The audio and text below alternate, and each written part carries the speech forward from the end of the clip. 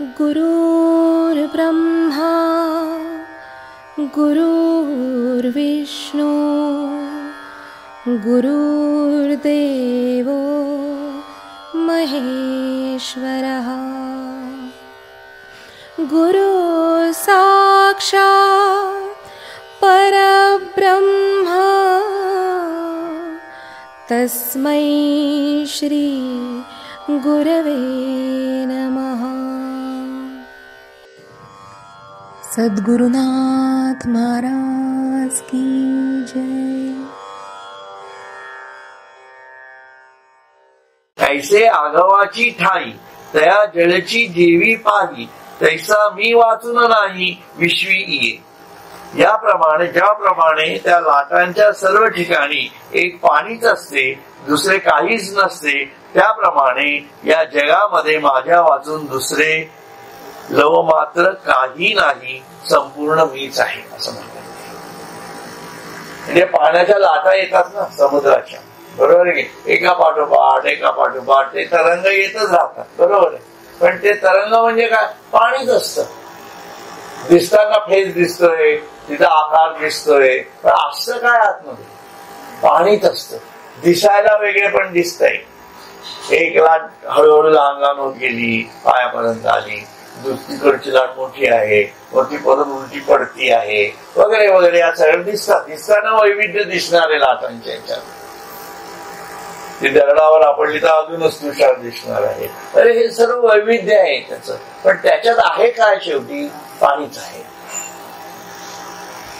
तस या संपूर्ण जगामध्ये जे जे काही निर्मित होत आहे जे जे काही तुझ्यापर्यंत येत आहे बघा लाटा आपल्यापर्यंत येतात ते सर्व ईश्वर माझच स्वरूप आहे असं तू समज म्हणण्यापेक्षा असं तू जाण आता असं म्हणतोय.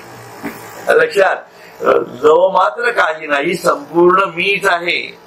म्हणजे काय आपल्या जीवनामध्ये ज्या ज्या घटना घडत असतात आपल्या जीवनात आपण वैयक्तिक याच्यावर घेऊया ते बरोबर आहे की नाही.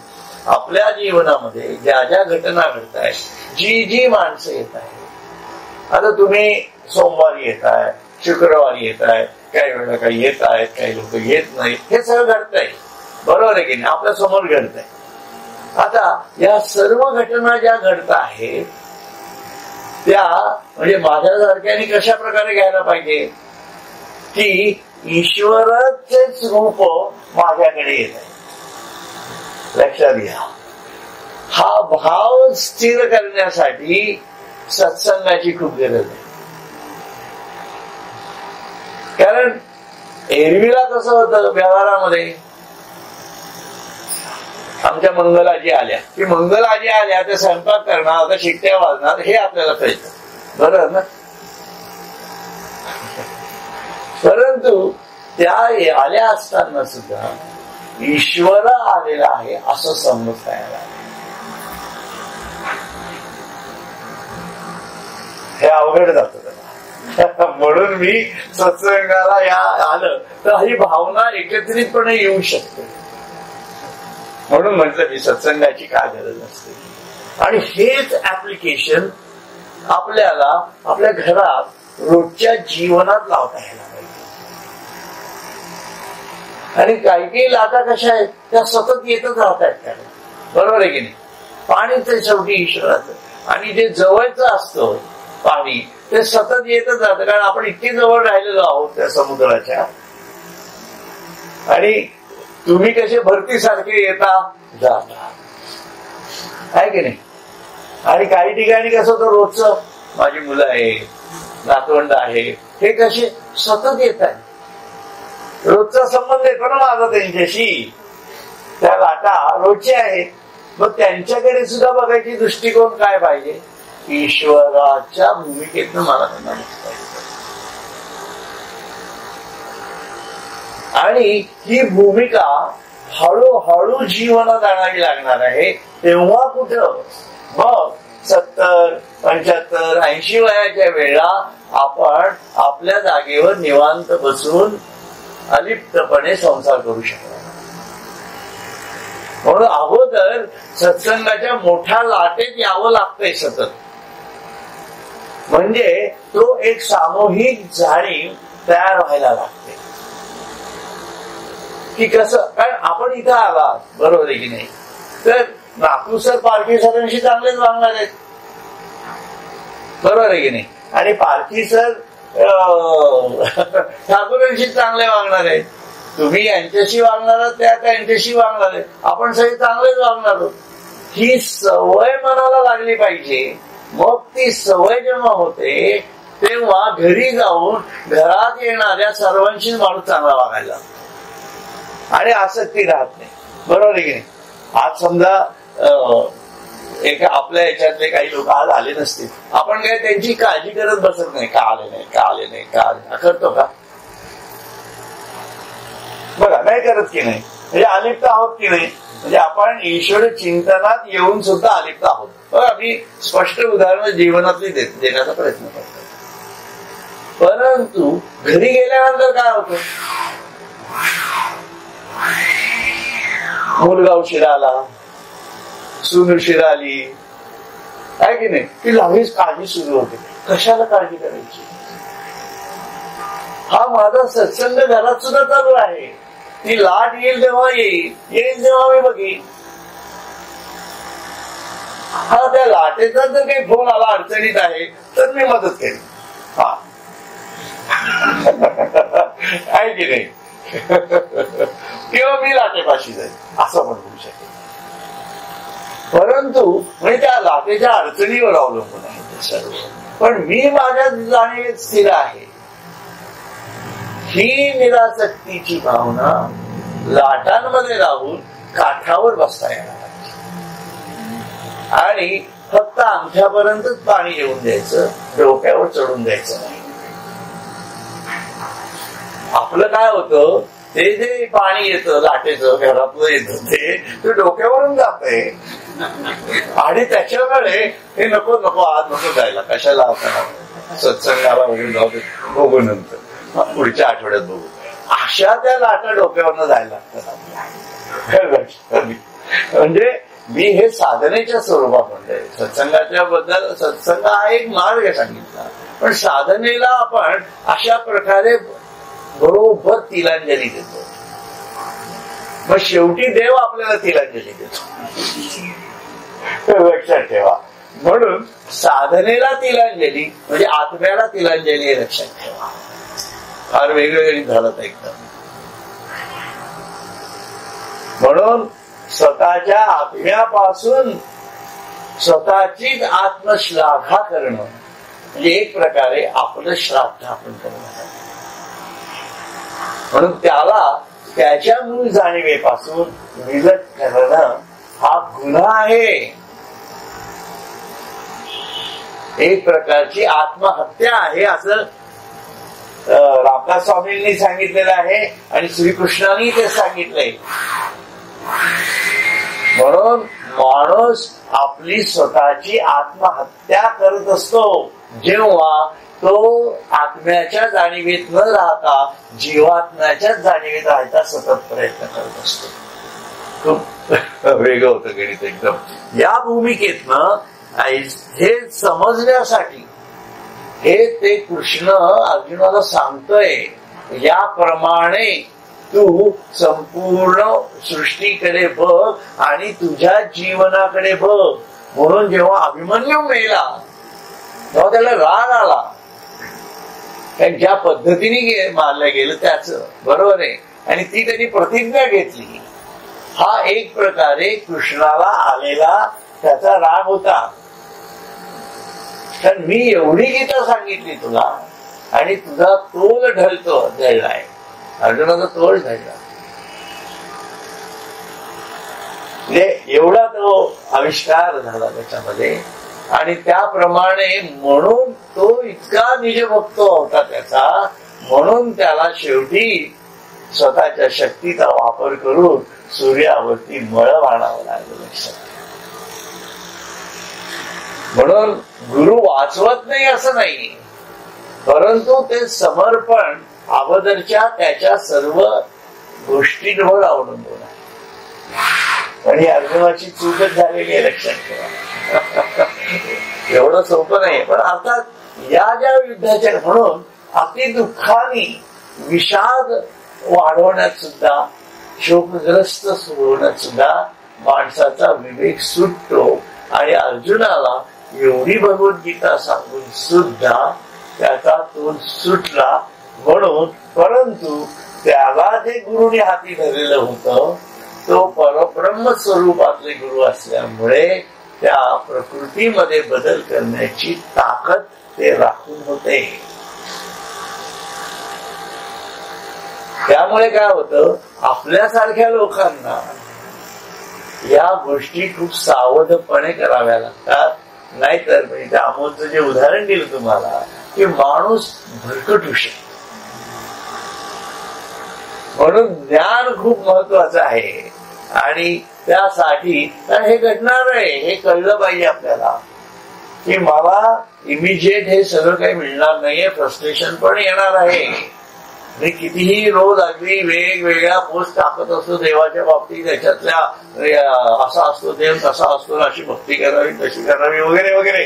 पण हे कारण मला अनुभव नाहीये ना, तरी आपण करतोच ना ते. म्हणजे ते करू नये असं नाही मला म्हणायचं. परंतु त्याच्या पाठीमागे अनुभूती नसल्यामुळे काही वर्षानंतर तुम्हाला असं वाटतं अरे मी एवढं लिहिलंय, एवढं वाचलंय, पण मला काहीच मिळत नाही, ते अर्थच नाही झालं. असं होऊ शकतं. म्हणून ही काळजी आपल्याला घेता यायला पाहिजे की नेमकं कशा प्रकारे आयुष्यात चालायचंय आपल्याला. त्या भूमिकेतनं ते म्हणताय ऐसिया व्यापका माते मानुनी जे भजती भलते थे परी साचोकारे उदिते प्रेम भावे. म्हणून एकदेशीय सगुण साकार स्वरूपाने मी दिसत असलो तरी आता सांगितल्याप्रमाणे मी व्यापकही आहे असे जाणून जे प्रगट झालेल्या निष्कपट प्रेमाने माझे कुठेही भजन करतात. म्हणून जे निष्कपट मनाने म्हणतात साचोकारे म्हणजे सत्य मनाच्या जाणीवेतून निष्कपट प्रमाणे जे आहे त्या ठिकाणी जसे आहात तसे. लक्षात आले का? आहे त्या ठिकाणी माझं व्यापकत्व समजून घेता आणि त्या माझं सूक्ष्मातले व्यापकत्व समजतात आणि विशालात्मही व्यापकत्व समजतात. अशी लोक आहेत त्या ठिकाणीच माझ्या भजनाला सुरुवात करतात आणि कुठेही भजन करतात. त्याप्रमाणे त्या लोकांच्या दृष्टीने म्हणतात देश काळ वर्तमान आगवे मतसी करून अभिन्न जैसा वायू होऊन गगन गगनीची विचरे. ज्याप्रमाणे वायू आकाशाशी एकरूप होऊन आकाशातच संचार करतो त्याप्रमाणे देश काळ व वर्तमान म्हणजे घडणाऱ्या गोष्टी हे सर्व माझ्याशी अभिन्न करून म्हणजे भगवत स्वरूपच आहे असे समजून जो वागतो तो त्याला ते पुढे निजज्ञानी म्हणतात. म्हणून हे समजलं पाहिजे की आहे ही परिस्थितीत बदल होणारच नाहीये. लक्षात ठेवा तुमच्या परिस्थितीत बदल होणार नाहीये. परिस्थितीत बदल होण्यासाठी काळाची गरज आहे आणि तो अपेक्षित बदल घडवण्यासाठी आत्मशोधाची आत्मशक्तीच्या जाणीवांची गरज आहे. त्यासाठी आपल्या शरीराच्या मनाच्या बुद्धीच्या कृतींची गरज आहे. हे तुम्ही कुठल्याही ठिकाणी असा हे असल्याशिवाय होणारच नाही. अगदी व्यावहारिक भूमिकेमध्ये असाल, अगदी या मुलांच्या विद्यार्थी दशेप्रमाणे जरी असाल असू आपण तेव्हा त्या परिस्थितीत बदल झाला का कधी? केव्हा बदल झाला तो? केव्हा यश मिळालं म्हणजे आपल्याला समाधान मिळालं. समाधान म्हणजे यश मिळालं असं म्हणतो आपण. ते समाधान केव्हा मिळालं? जेव्हा मी मनानी आणि बुद्धीच्या जाणीवेतनं शारीरिक प्रक्रिया घडवून आणतो आणि ते ध्येय प्राप्त करतो तेव्हा मला समाधान मिळतो. तेव्हा ज्या ज्या इयत्ता मी पास करत गेलेलो आहे जेव्हा ज्या ज्या डिग्र्या घेतलेल्या आहेत, व्यवहारामध्ये जे ज्या वेगवेगळ्या पोस्ट मी अवेलेबल करत गेलो माझ्यासाठी, तेव्हा तेव्हा मग मला समाधान मिळालेलं आहे. आणि म्हणून त्याच्यासाठी काय म्हटलेलं आहे, सक्सेस इज ए जर्नी. तुम्ही 10वी झालात म्हणजे त्यावेळेला वाटत सक्सेस झाला, परंतु पुढे काय 10वी तशीच राहिला तर ते सक्सेस अनसक्सेसफुल म्हणून ठरणार आहे. लक्षात ठेवा. तुम्ही डिग्री घेतली, डिग्री घेऊन पुढे परत काही केलंच नाही, नोकरीच केली नाही किंवा त्या डिग्रीला पुढे काही अजून जायची आवश्यकता नाही, ते केलंच नाही, तर काय झालं, पुढे जाऊन तुमच्या असं लक्षात येईल की अरे त्यावेळेला मी इंजिनियर झालो असतो तर बरं झालं असतं, त्यावेळेला मी एम ए केलं असतं तर बरं झालं असतं, काय मी एमटेक केलं असतं तर डॉक्टर झालं असतं तर बरं. म्हणजे काय झालं, जे मिळवलं ते अनसक्सेसफुल झालंच ना. तसं होत जातो. नोकरी मिळवली, पहिल्या दिवशी खूप आनंद असतो, 1 वर्षानंतर वाटत काय तोच पगार आहे, वाटत ना आता प्रमोशन मिळायला पाहिजे, आहे की नाही. मिळालं तर ठीक, नाही मिळालं काय कमीच दिलं, म्हणजे परत आलंच दुःख. पुढची 2 वर्षानंतर चांगली पोस्ट मिळाली समजा, आनंद झाला, वा वा वा. परत पुढच्या पोस्ट साठी 1 वर्ष गेल्यानंतर दुःख आहेच. म्हणजे प्रत्येक वेळा सक्सेस मिळाला तरी अनसक्सेसफुलचं टेन्शन आहेच आहे. हे तर व्यावहारिक जीवनामध्ये होतं. आणि मग आध्यात्मिक जीवनामध्ये हा विचार आपण कधीच केलेला नसल्यामुळे पुढे जाऊन माणसाला वयाच्या 60-65 वयानंतर फ्रस्ट्रेशन येतं. कारण करायचं काय आता, काहीच करायचं नाही, मग उगाच व्हॉट्सअपवर खेळत बसायचं. हे सगळं फ्रस्ट्रेशन आहे बघा. आणि मग आनंदी राहावं, पावडे खावे, चहा प्यावा, गंमत गोष्टी कराव्यात, फिरावं, हिंडावं, छान असतो, यातच खरं जीवन आहे, जीवनाचा आनंद आहे वगैरे वगैरे घेत घेत एक दिवस घरात बंद पडून राहतो माणूस, कोणी बाहेर ओळखतही नाही. आणि मग माझं जीवन काय गेलं याच्याबद्दल फ्रस्ट्रेशन येतं. कारण त्यावेळेला शरीरही हालत नाही, चालताही येत नाही, बाहेर जे मित्र असतात तेही लक्ष देत नाही, कोणाशीच काही संबंध राहत नाही. आणि अशा प्रकारे थोडी थोडी वर्ष जात नाहीत. लक्षात ठेवा. म्हणजे माणूस 75-80 वर्षाचा होईपर्यंत साधारण तडतड तडतड करतो तो, नाही असं नाही. पण 80च्या पुढे गेला आणि जर त्याला, याच्या बरीच लोक पाहिले म्हणून मी सांगतो, त्यांना घराच्या बाहेरच पडता येईल. आणि किती वर्ष जातात घरामध्ये, त्या 10-12 वर्ष राहतात मरेपर्यंत. आणि हे ते फ्रस्ट्रेशन जे आहे ना, ते सांभाळणं खूप अवघड आहे. लक्षात ठेवा, ते खूप अवघड. आणि हे कोणाच्या हातात नाहीये, कुठल्याच माणसाच्या हातात नाहीये. त्यामुळे माझं असं होणार नाही असं गृहीत धरणं याच्यासारखा मूर्खपणा नाही. म्हणून ते होईल हे गृहीत धरून जगणं आत्ताच हे महत्वाचं आहे. म्हणून ते मेंटेनन्स मध्ये म्हणतात ना, कुठला मेंटेनन्स म्हणतात त्याला, प्रिव्हेंटिव्ह मेंटेनन्स आहे. Preventive maintenance. हा प्रिव्हेंटिव्ह मेंटेनन्स आपल्याला मन, बुद्धी, चित्त, अहंकाराचा करावा लागणार आहे. आणि तो मेंटेनन्स इतका छान ठेवायचा की देहापाठी मजसी एकची होईल, बस. That's it. मग मला 10 वर्ष घरात अगदी कोंडून काय गणित गात्र असेल, कसाही असेल, परंतु हा देह पडल्यानंतर मी त्याच्याशीच एकरूप होणार आहे. या जाणीवेपर्यंत माझ्या सर्व जाणीवा यायला पाहिजे. हे शरीर तर जाणारच आहे कधी ना कधी. बघा, हे जे म्हणणं आहे त्यांचं, हे या भूमिकेतनं ते म्हणतात, अशी प्रकारे ऐसिया व्यापका माते मानुनी जे भजती भलते ते परी साचोकारे उदिते प्रेम भावे देश काळ वर्तमान आगवे मदसी करुनी अभिन्न जैसा वायू होऊन गगन गगनीची विचरे. म्हणजे ज्या प्रकारे जो वायू असतो तो वायू गगनामध्येच फिरत असतो, तसा गगन म्हणजे काय, परब्रह्माची जाणीव आहे. लक्षात ठेवा. तो का आकाश आहे वडा म्हणजे काय आहे, पांडुरंगाचं निर्गुण स्वरूप झालेलं आहे तुकारामाची. म्हणून तुका आकाशा एवढा या जाणीवेमध्ये तो आहे. जाणीव म्हणजे काय? त्याच्या मन बुद्धी चित्त अहंकाराच्या एक प्रकारच्या प्राणाच्या जाणीव आहेत. आणि प्राण म्हणजेच वायू स्वरूप आहे. कसं ते लिंकिंग आहे सगळं तुमच्या लक्षात येईल. का म्हणता येते असं? ऐसे निजे निज ज्ञानी खेळत सुखे त्रिभुवनी जगद्रूपा मनी साठवून माते. याप्रमाणे आत्मस्वरूपालाही जाणून व जगद्रूप असा जो मी त्या मला अंतःकरणात साठवून जे आनंदाने त्रिभुवनात भक्ती प्रेम लीला करतात ते निजभक्त.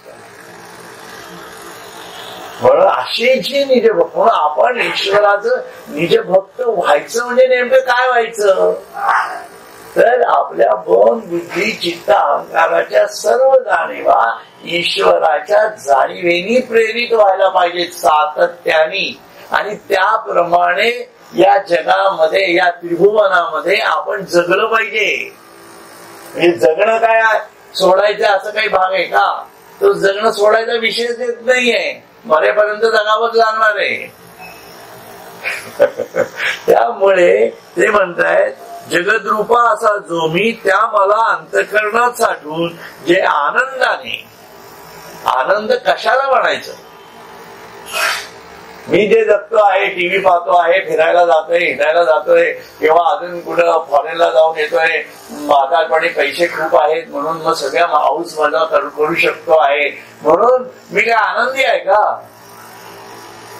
या आनंदाच्या खुणा ज्ञानेश्वरांनी सांगितलेलाच नाहीये, कृष्णाने सांगितलेलाच नाहीये. म्हणून या ईश्वराच्या जाणीवेमध्ये ज्याचं मन बुद्धी अंतःकरण चतुष्टय आहे तो खरा आनंदी आहे. आणि त्या आनंदाने तो त्रिभुवनात राहतो. पण हे न साठवता राहत असेल तर त्याला परत जाऊन फ्रस्ट्रेशन येणारच.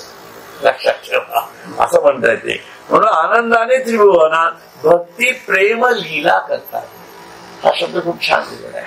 भक्ती आणि प्रेम लीला म्हणजे ती जी ईश्वराची भक्ती आहे, सर्वत्र जो ईश्वर बघण्याची जी त्याला कला साधलेली आहे, आणि त्याच्या प्रेमाबरोबर त्याचं सतत सौभाग्यपूर्ण आत्मा विश्वात्म्याच्या आणि विश्वातीताच्या जाणीवेत सतत राहतो आहे. ही लीला आहे ना. परमेश्वराची लीला कुठली? कृष्ण लीला आपण झालं, मी सांगितलंय. कृष्ण लीला म्हणजे कृष्णाच्या जन्मापासून त्याच्या निर्वाणापर्यंतच झालं, ती कृष्ण लीला झाली. रामलीला कुठली? रामाच्या जन्मापासून ते त्याच्या जाण्यापर्यंत ती त्याची लीला झाली. पण रामही नव्हता आणि कृष्णही नव्हता. त्यांना ज्यांनी निर्माण केलं त्या परब्रह्माची लीला कुठली? तरी संपूर्ण ब्रह्मांड जे निर्माण केलेलं आहे ही त्याची अंतिम म्हणजे मूळ लीला आहे. अंतिम नाही, मूलतः ती लीला म्हटलेला आहे. आणि त्या लीलेमध्ये जो रसयुक्त भक्तियुक्त अंतःकरणाने राहतो तो माझा निजभक्त आहे. ऐशा निजभक्ता घे मुनी जवळी कृपा कटाक्षे कुरवाळी जेथीचा तेथे नेऊन घाली आनंदे मेळी. अमृताच्या कासा शब्द आनंद मेळी स्वरूपाच्या. अशा प्रकारे तो निजभक्ताला जवळ घेतो. म्हणून जे सर्व संत मंडळी आहेत हे त्यांच्या भक्तांना कशा प्रकारे स्वरूपापर्यंत नेणार आहे, तर या जाणीवेत जर गेला तर नेणार आहे. आणि स्वामी स्वरूपानंद या जाणीवेत गेले म्हणून त्यांना त्या काळामध्ये म्हणजे आता ते जेव्हा ते काही खूप वयस्कर होते अशाचा भाव नाहीये. त्यांच्या या ज्या अनुभूती आहेत नवरत्न हारामधल्या स्वरूपी विश्वरूप देखील विश्वरूपी स्वरूप सामावले स्वरूपा विश्वरूपा आगळे नित्यतत्व हा नवरत्न हार त्यांनी त्यांच्या गुरूंना जेव्हा समर्पित केला तेव्हा ते आईचं 50-50 भागेच. त्या वयामध्ये. म्हणून मग त्या निज भक्ताला घेऊनी जवळी त्यांनी त्याला जेथीचा तेथे नेऊन घाली. अशी ती गणित आहेत सर्व. तो सुंदर आहे त्या गोष्टी. म्हणून आणि याच्या पुढे जाऊन ज्ञानेश्वर महाराज जे सांगतात ते इतके अप्रतिम आहे. ते बघा, जे जे भेटे भूत ते ते मानिजे भगवंत, हा भक्ती योग निश्चित जाण माझा. कसली भक्ती, काय आहे स्वरूप भक्तीचं, आपण कुठली भक्ती करतो आहोत, आणि ज्ञानेश्वर महाराज भक्ती योग कशाला म्हणतायत ते बघा. आणि हा निश्चिती म्हणतायत. आणि ते इतक्या ठामपणे सांगतायत की जे जे भेटे भूत तयासी मानी भगवंत, ते ते मानिजे भगवंत, हा भक्ती योग निश्चित जाण माझा. ही अंतरंग चतुष्टयातली जाणीव आतून तयार झाला, तेव्हा मग ते सर्व जमतंय. काय जमतंय?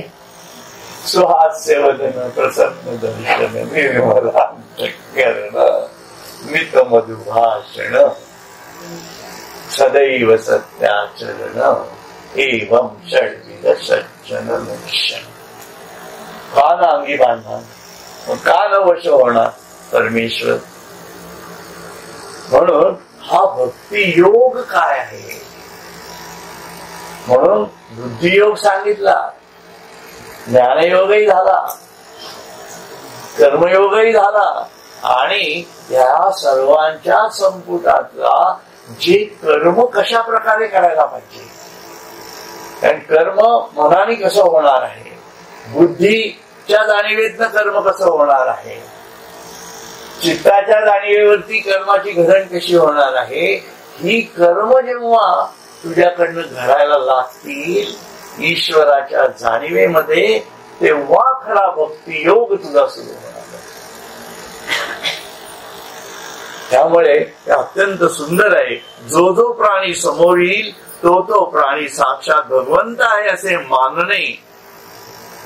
म्हणजे नुसता समोर आला म्हणून आपण नमस्कार करायचा, तर शरीराला ती प्रक्रिया लागली म्हणून नमस्कार करायचा, हा भाग चुकीचा आहे असं माझं म्हणण्याचा भाग नाहीये. लक्षात ठेवा, वारकरी संप्रदायामध्ये या प्रथा का आहे त्याची कारण ही आहे, पण त्याच्या पाठीमागे मनाच्या बुद्धीच्या जाणीवा त्या आहे.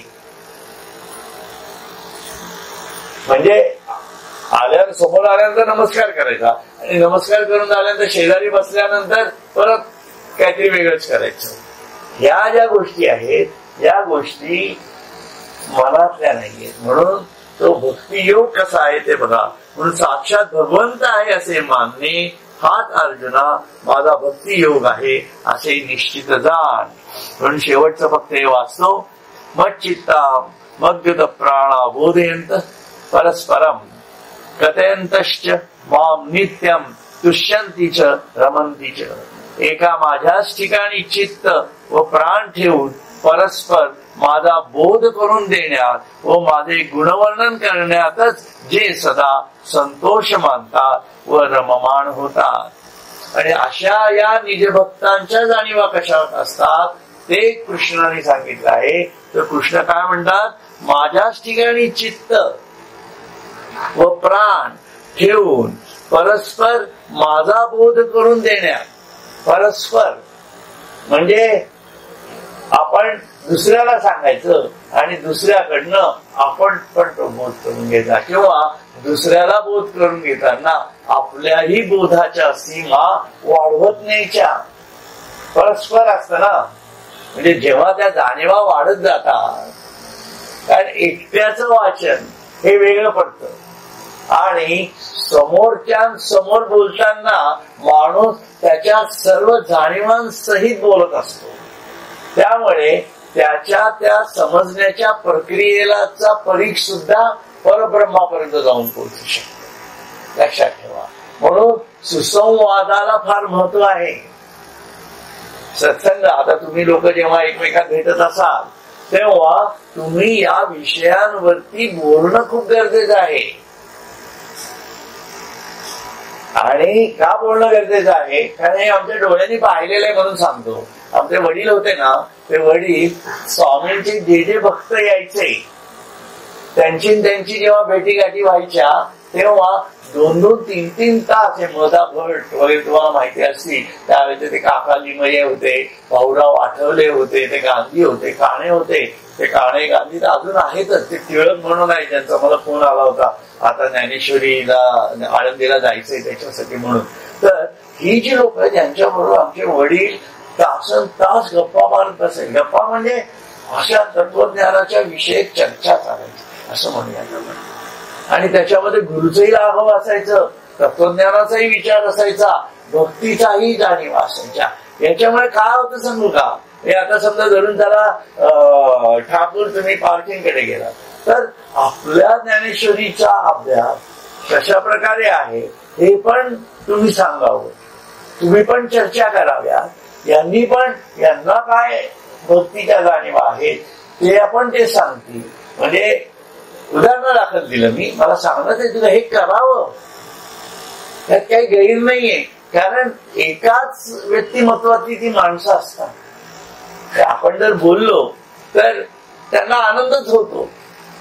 यांनी 2 गोष्टी यांना सांगितल्या तर हे अजून त्यांच्या आठवणी ज्या असतील त्या गजानन महाराजांच्या असतील किंवा अजून कुठल्या विषयातल्या असतील त्या सांगतात ना. ते मी ऐकलं त्यांच्या तोंडात म्हणून सांगतो.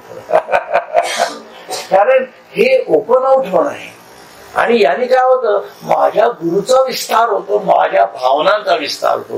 गुरुचा विस्तार म्हणजे गुरुच्या जाणीवेचा विस्तार. म्हणून हे परस्पर आहे सर्व, गिव्ह अँड टेक आहे, गिव्ह अँड टेक. आणि हे खूप सुंदर आहे. म्हणून हा सत्संग तर आहेच, मी नाही म्हणत नाहीये. परंतु इथं काय होतं, इथं तुमच्या भावना माझ्यापर्यंत येतातच असं नाही, तुम्ही माझ्या बरोबर चालत राहता आहे की नाही. आणि मी माझ्या सर्व विषयाचा माझा जो अनुभव आहे त्या अनुभवांना एकत्रित करून अजून पुढे जायचा प्रयत्न करतो. हा सत्संग काय नाही असं नाही. आणि त्यामुळे तुम्ही पण त्या बरोबर वरती येता. हे सर्वत्र घडतं नाही असं नाही. आणि परंतु वैयक्तिक सुद्धा याला खूप महत्व आहे. म्हणून ते म्हणतात एका माझ्याच ठिकाणी चित्त.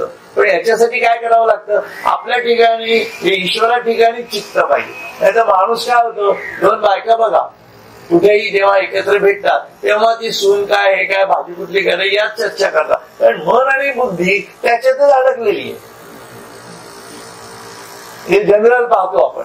माणसं सुद्धा गप्पा माता आम्ही जातो ना इथं फिरायला वगैरे, तिथं सुद्धा माणसं काय नाही, अरे त्या ऑफिसमध्ये माझं असं झालं, ते असं झालं, हे काय होतंय. किंवा मग राजकारण आहे जोडीला, खाद्यपदार्थ.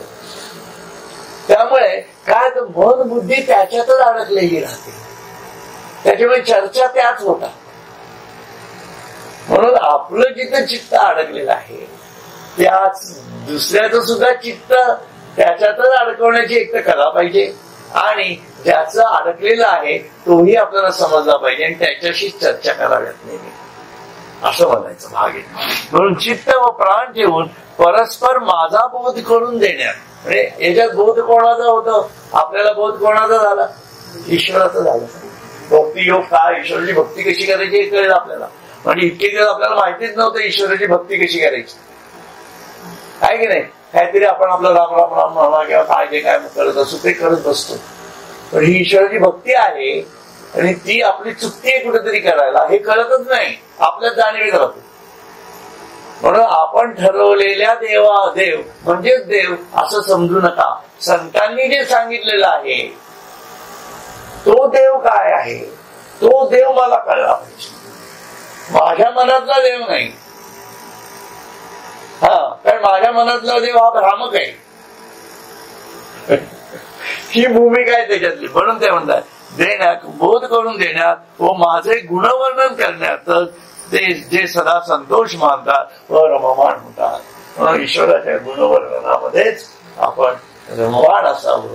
आणि अशा प्रकारे हा संपूर्ण नवरात्राचा काळ सुद्धा म्हणजे प्रकृतीचा काळ हा ईश्वराचं गुणगान आहे.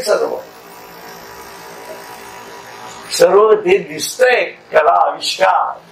सरस्वतीचं स्वरूप त्या ईश्वराचं आहे, महेश्वरीचं स्वरूप त्या ईश्वराचं आहे. काली मातेचं स्वरूप त्या ईश्वराचं आहे, शारदेचं स्वरूप त्या ईश्वराचं आहे. हे सर्व स्वरूप जगदंबा जी माझ्यामध्येच बसलेली आहे, तिचं स्वरूप सुद्धा त्याच आहे. हे तिच्यातनं जेव्हा कळतं प्रकृतीतनं, तेव्हा मग ते सिंहोल्लंघन आपलं होणार आहे. या मोडवरती आपण आता थांबूया. हरिओम.